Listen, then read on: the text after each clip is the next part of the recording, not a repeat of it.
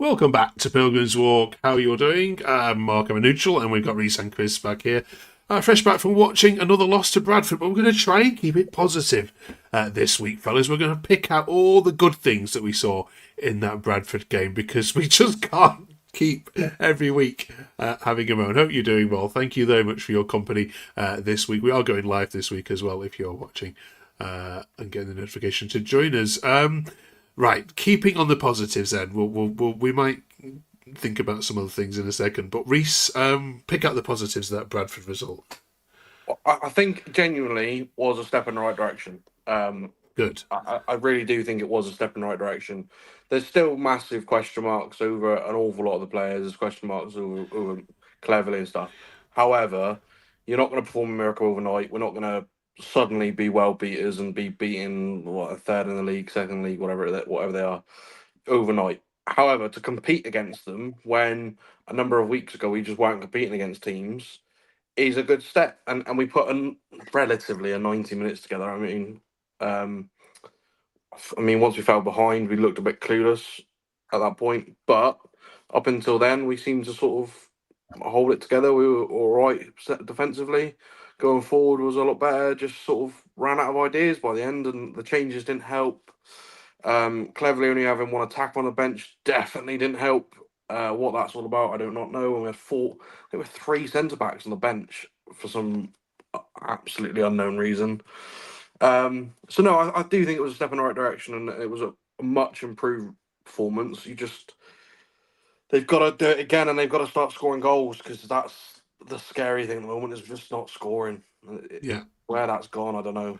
Yeah, and Chris, you called it out last week without Tolage for 3 games now. That he's just going to see Plymouth nil, aren't we? On the old video printer. James with us as well. Coming up then this week, we're looking back on that Bradford game. I thought Bradford were pretty poor watching the highlights. I've seen Bradford fans saying, "My goodness, we are rotten," and yet they still won. We're also talking about what's your favourite ever 90th minute winner for the Argyle. We're talking about the number of late goals scored in League One at the moment, far outseeds any that have been scored before. So have a think about your favourite last minute winner. Let us know in the comments, of course. We're also talking about the World Cup draw. Do we have any Argyle players that might be heading there or should be heading there? don't be rude now. We're keeping it positive. And of course, we're up to letter H in our A to Z of Argyle. Who gets in for you? Maybe the owner might get in. Who knows? Stay watching. I'll confirm that one now. I won't give away the surprise. Everyone loves a good cliffhanger, right? Chris, let's try and keep it positive if we can. But yeah, was who impressed for you player wise? Oh, certainly Joe Rawls had a great game in midfield for his first game back since May for Cardiff. I thought he did well. He was impressive. He was immense. He got his foot involved. He was cajoling everyone. I thought Joe Edwards was the same. It was a pity that Aseni in the first 2 minutes had a great chance, but he made the keeper make a save, which is what you want to see. But what was disappointing there is Ballymumba could have ran in or after that save and tapped it in, and he stood there where their defender came in and got it away. But there was positives. I mean, for me, last week was probably a 3 out of 10 against Northampton. Saturday was more like a 6. We had 59% of the possession. We had 14 shots on goal compared to their 9. We had like 390 odd passes in comparison to their 280. But it's all about who scores. And we're struggling to score. And we gave away a really soft penalty. It was a penalty in my eyes. It reminded me of Joe Edwards' penalty against Middlesbrough in that away performance up there last season. Very soft, but as soon as you put your arm out and you touch that player, he's going to go down as if he's been shot. I ain't going to blame him for that because they got a penalty and they scored from it. But when luck's against you, when you're down the bottom, it's against you. And we scored arguably a decent goal, which was given offside. I haven't seen it from the correct angle, whether it was offside or not. Sorry? It wasn't. It wasn't offside there. So, but at the time, I thought it was a genuine decent goal. I thought it was a genuine penalty that they got, albeit soft, but I thought that was a genuine goal. If that had been given, well, it's all if buts and maybes, isn't it? But we could have gone on for at least a point because I didn't go much on Bradford for a team who's now second. if that's the standard of play to be second, then what are we worried about? Well, what we're worried about is not scoring. So get Tolai back for Doncaster game ASAP. Get arguably another striker in because he's going to need somebody alongside of him. Osani don't appear to be the answer. Ben Peppel isn't the answer because he's forever injured at the moment. So we do need at least another striker as a definite position to warrant in January. But apart from that, there was some positives. And Good. yeah, I felt so. I only had 5 points of starter this week rather than a few more. Okay. If you're coming across the channel, this is 20 minutes of Argyle chat every single week, and yeah, we look at some social media takes from the games as well. So do drop us a quick like and subscribe while you're chewing over your tea. Jaden, here's one for you. Bally says on X, we need to start to look after the ball better and stop treating it like a grenade. This is a fresh start. Forget what's happened this season. We played much better today, but we had no finish, mainly down to no striker. Bradford were poor, but we were worse, and we should have won. Yeah, do you agree? Yeah, you have to take your chances when you're in positions like this, and when you're not even playing well, and you have a game where, the luck comes to you in sort of the second third. And you get through to that final third and you have an opportunity to score, you have to take it because you're not going to get many more because you're in the position you are and you're just not playing to the standard that other teams are. And when the game is swinging your way, the players on your side, and then they get a goal against the run of the play, it hurts even more because you should be 1-0 up or you should be 2-0 up. And it is really frustrating. Yeah. We'll talk about the Wigan game in a second, Reese. But in terms of the referee, there were lots of fans that were saying, we were screwed. James says we had a perfectly good goal in the first half disallowed by that linesman for some reason, and the ref in the second half gave a ridiculous penalty. When things aren't going your way, decisions really go against you. Yeah, has he got a point? Oh, he's definitely got a point for the first one. I think the penalty, like Chris has said, if that's down our end, you're screaming for it. Yes, it's a harsh penalty, but when you give the referee a decision to make by chucking your arm out like he has, you can see why he gives it. I don't think it's enough for a penalty. I think like he's gone down like a ton of bricks for absolutely no reason. But that's modern football, isn't it? We're not clever enough at it in the boxes, or other teams are cleverer than us and not making those decisions. So yeah, I think the penalty, but the offside definitely. I think I don't actually know what the linesman's seen be flagging it offside. I think he's possibly panicked a little bit. It was all a bit of a bizarre decision for me personally, but they happened, don't they? And I mean, last week we had a penalty overturned by a good linesman, so it happens, doesn't it? I think we've discussed before the quality of refereeing in all divisions is appalling, and it's got to be sorted. The EFL don't care, the FA don't care. They only care about just anything and everything else, but the quality of football we're watching, isn't it? So yeah, I think. I think everyone's well aware of the poor referees we get in this division now. Okay. Chris, some of your better performances have come in the Virtue Trophy games this season. Why is that? Probably because the pressure's off, I guess. Yeah. We've had some decent performances. Look at when we played Tottenham, albeit an under-21 side. 8 goals was it we got in that game? And then who we got now is Bristol Rovers away again. And we only lost to them 1-0 up there by Ashley Hammond slipping one through his hands in the last minute, chucking one in. So I'm hazarding a guess that it is confidence and the confidence of play and the pressure of playing in that Division 1 at that moment, and the scenario we're in is weighing heavily on their shoulders. Virtue Cup or trophy, no, it's not. Nobody really cares about it unless you get to the final. And I think that's why we seem to be playing a lot better and having that much more luck in it. Yeah. Okay. Rotherham this weekend, Jaden, which used to be a championship fixture 2 years ago, didn't it? When he here you both are. How do you see this one going? I mean, do you look at these games now and maybe 3 months ago or 2 months ago you'd have taken a draw? Is it, if you target this as 3 points, or a must win yet? Are we there yet? I think all these home games coming at the minute, we're just looking as fans. We're just, the max we can really hope for is luckily slipping a 1-0 win. Just scraping a win over the line, and just getting as many 3 points in these games coming up, because it's a tight schedule coming up of home games and stuff like that. Just get as many 3 points in these games as we can. We've got Reading at home on 26th, then Wickham at home on the 29th. So that's 2 and 3 days.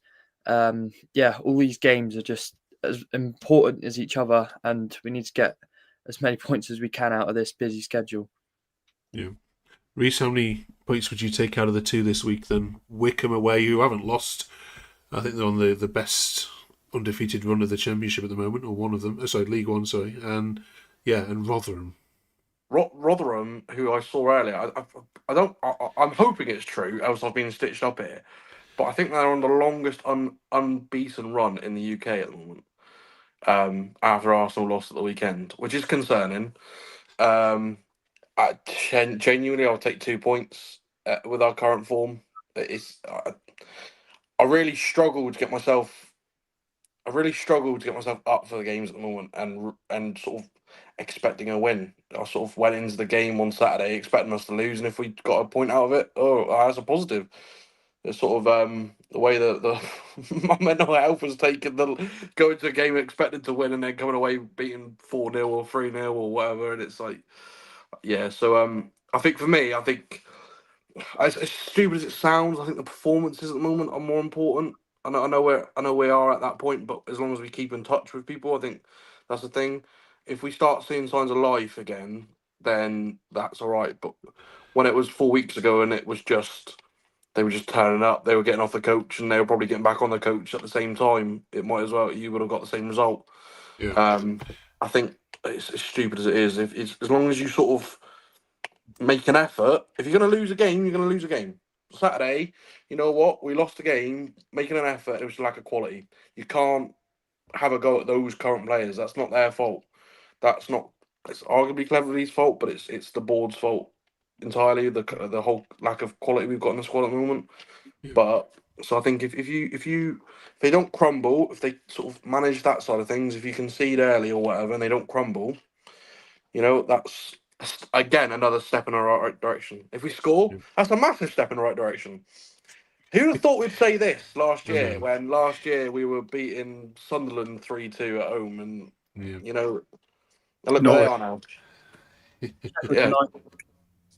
I mean, the season before, Norwich 6-2, and now we're struggling to even score 6 goals in a season.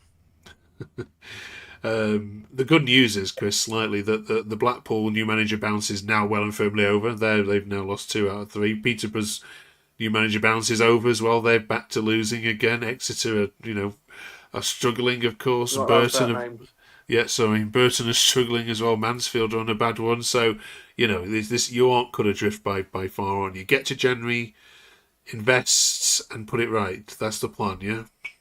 Oh, we're limping over that line towards January, aren't we? Because other teams around us are playing just as poor as us, and they're not picking up results. Every time you expect to be completely out of it and down the bottom, everyone else around us is doing the same. And I'm looking at the league at the moment. I'm thinking, you'll need another 3 points here above everyone losing, and you're out of the bottom 4. So flipping it, I think Exeter, that team up the road, they're 17 points and we're 16. And you're thinking, are we that bad? It can all change around, and a drop of an hat, really, can it? And look, let's hope it does. And if we can limp over that line and we can pick up a point or 2 here and there, I mean, out of those 2 games tomorrow and Saturday, I'd rather see us win one than draw both, for obvious reasons, for the extra point. But and I think, if anything, we could do that on Saturday against Rotherham, even though they got that unbeaten record, and they're going to come down here and think that we're going to be a turnover. We could prove them wrong, all being well. Okay. We'll Argyle to go out and get something against them. Yeah. fingers crossed we'll be back here next week to report on all of that. There has been so many last-minute goals in the League One this season, more so statistically than any other time in this division up to this point. I'm not sure why that is, but that's got us thinking. What's your favourite ever 90th minute winner? We're asking you to put this in the comments as well. And if you're watching live, thank you for joining us. You can write in the comments, and we'll show some of these comments on the screen for these guys in a second. Come on, what's the one that's got you jumping out of your seat higher than ever that'll stick long in the memory? Jaden, have you got one from your shortish time in comparison to these two? I can't actually think of one off the top of my head. Yeah, it's usually the other way around, isn't it? I've been to one in the last sort of 5 years, but Yeah. I can't think of one really Okay. off the top. Reece? Well, the one that I'm going to keep because it will come up in a minute with our H. Oh, okay. All right. With But your I will H. keep that. Okay. All right. You can do double duty there. I'll Chris? knock two birds with one stone. Okay. Great stuff. Chris? Chris already knows who that is now. Yeah. Well, I don't know if it's 90th, but it's getting close to it. I love I think it was our second one we got against Colchester when Neil Warnock was in charge into a playoff match. Absolutely superb. The scenes then was one of the best I've ever seen at Argyle. Fans going mad. Neil Warnock was already been sent to the stands. He was jumping up and down with the fans. Absolutely joyous occasion. Brilliant. Love it. You love a last minute one, don't you? They don't come back for them. Brilliant, absolutely. Since we last saw you, the World Cup draw has been made, and much of a farce it was. Do we suspect? Have we got any representatives from Argyle going there, or should we have any? I can't think of any. Well, we got Ben Wayne, who's an ex-Argyle player. Yeah, any ex-players? Yeah. Ben Wayne will go with New Zealand, I suspect. I mean, he's probably got to play a few more games for Port Vale to go there, but there's Ben Wayne. I don't know. Zimbabwe aren't in it, are they? Hungary aren't in it. Are Hungary in it? Yeah. Or are they qualifiers? They're in the qualifiers, in the playoffs. Yeah, well, you've possibly got Sukes if he can suddenly get himself going. I would be surprised if he does, but I guess the other one would be Maxi if he can get himself into the Stoke team.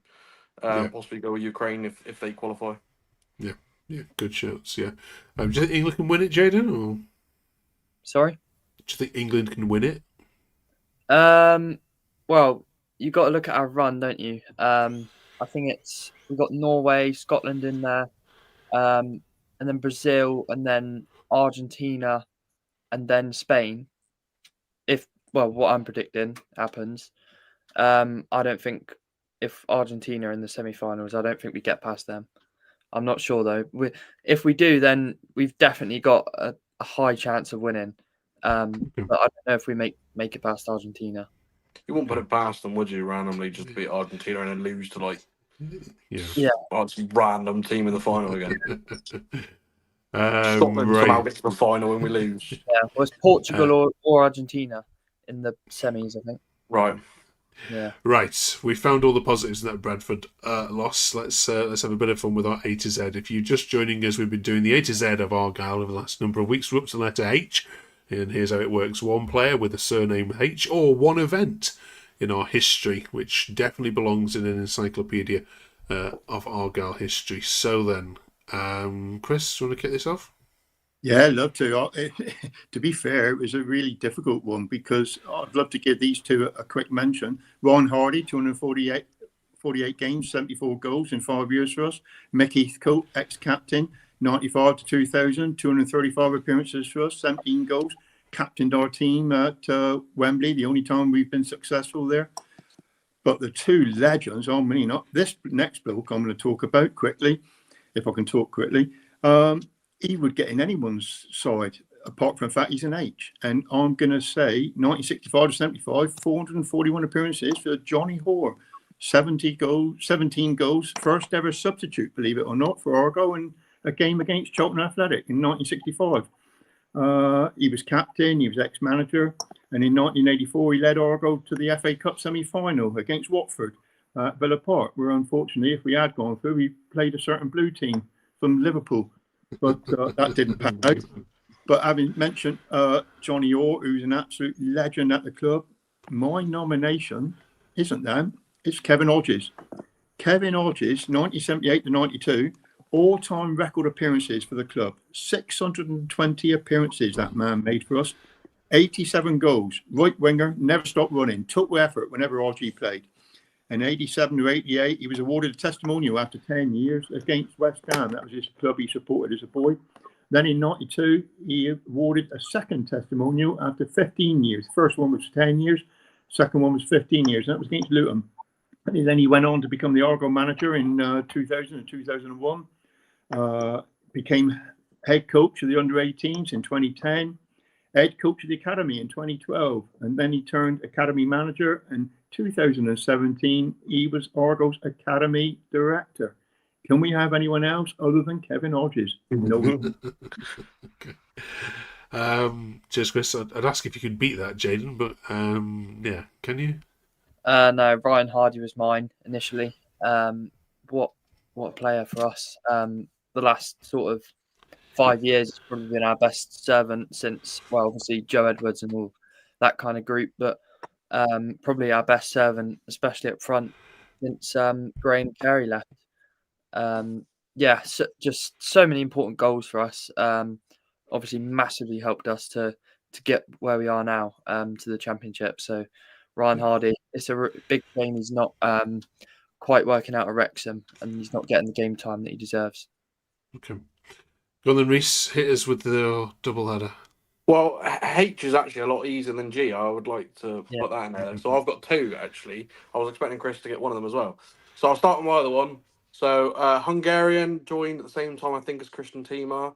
He was only with us for a year, but I believe we sold him for more than $1 million. And back then, that was some doing. Brilliant player. Absolutely amazing. So for me, it would be Hamosi, would be my first one. And then the second one, I think we sold him to Hull, didn't we? I think we did, yeah. He was Hull, a great. wasn't it? Yeah. Yeah. And then my second one, which is also my last minute winner. And this is League Two playoff semi-final against Portsmouth, which is when it started becoming a bit nasty between us and them. We had been to their place and drawn 2-2, I think it was. Everyone's expecting this feisty game to come to us, and it gets to the 90th minute, still 0-0. Graham Carey whips the ball in from a corner, and none other than Peter Hartley at the back post to nod it in, and the stadium just went bang. The atmosphere in that stadium just went off the charts, to the point where even to this day we still celebrate Peter Hartley Day. Every year the club tweets it and everyone celebrates Peter Hartley Day for sending us to Wembley. We won't talk about Wembley, that didn't go very well, but the semi-final went perfectly. Brilliantly well described. Have they missed any? Let us know, of course, in the comments. We're always grateful. We do read all of your comments as well. I know Chris and Reese and Jane sit every Tuesday in their lunch breaks, flicking through all the wonderful comments you've left them. Thank you very much, you three. Good luck against Wickham. Are you heading to that one, Chris, on tomorrow night in the rain and storm? I'm not. No, next one I'm heading to is Doncaster. Okay. Believe it. My mate's just put in our group chat saying he is, so I called him mentally unwell. So it's gotta be funny. Big shout out to any of the Green Army travelling to that one tomorrow as well, and of course we'll review Rotherham next week. Thank you very much, the three of you, for joining us. Thank you very much for watching. Thank you for your support. We'll see you in 7 days' time. Have a great week, everyone. Fingers crossed. Better news on the way.